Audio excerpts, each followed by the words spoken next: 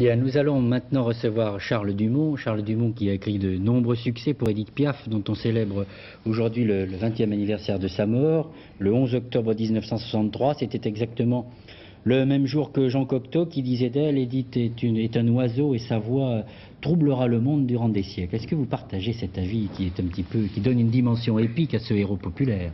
Oui, c'est beaucoup plus qu'un héros populaire, c'est beaucoup plus qu'une chanteuse, c'est devenu un mythe.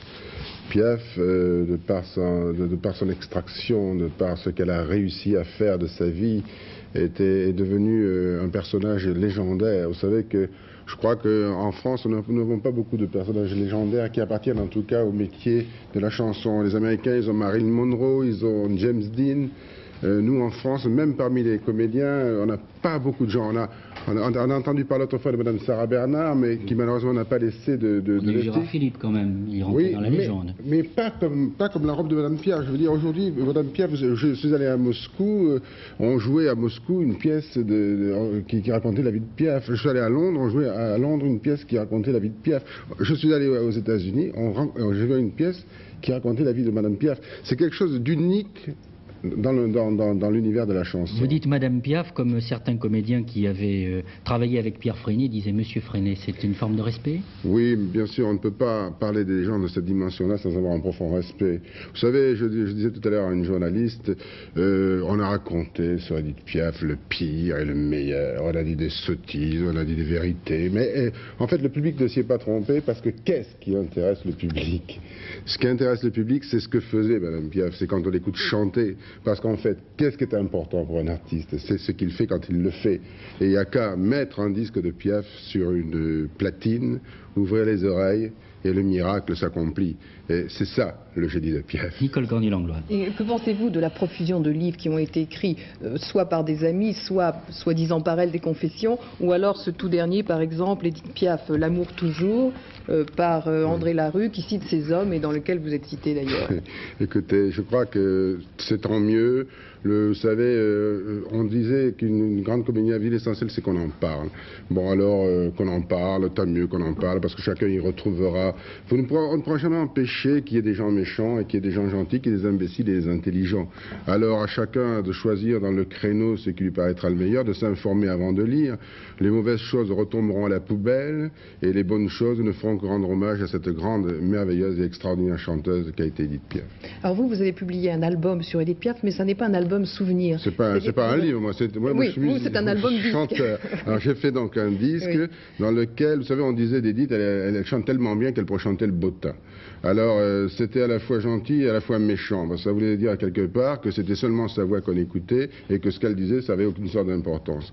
Alors j'ai voulu 20 ans après reprendre des chansons que j'avais composées pour elle, Non, je regrette rien, Mon Dieu, La ville inconnue, etc.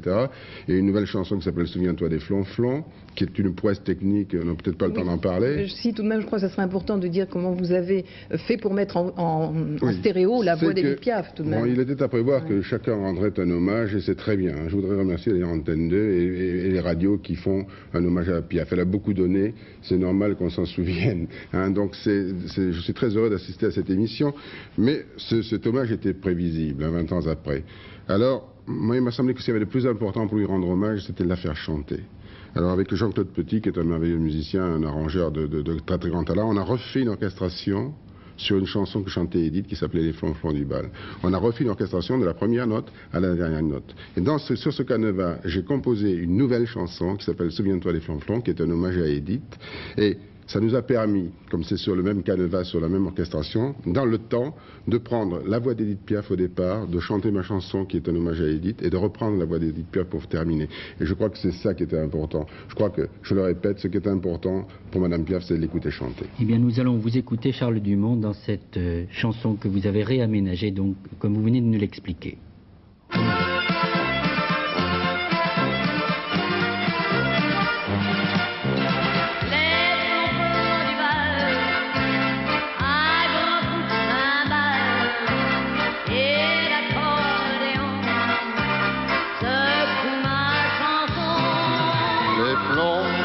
Souviens-toi, il y a 20 ans déjà, tournait au long des rues où l'on ne danse plus. la musique électrique a chassé les plombs. Au coin des places publiques, il n'y a plus d'accordéon. Mais plomb, souviens-toi, il y a longtemps déjà, si c'était 3 fois rien, nous ça nous plaisait bien. Un amour débutant, à Paris au printemps, se va c'est n'importe où, la ville était à nous.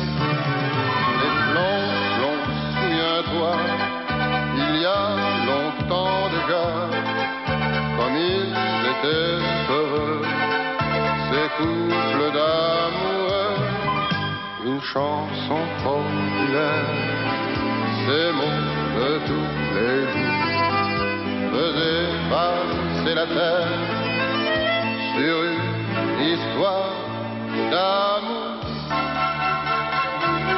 Dans cette terre de Paris, elle y mettait sa vie, son cœur, sa vérité, écoute-la chanter.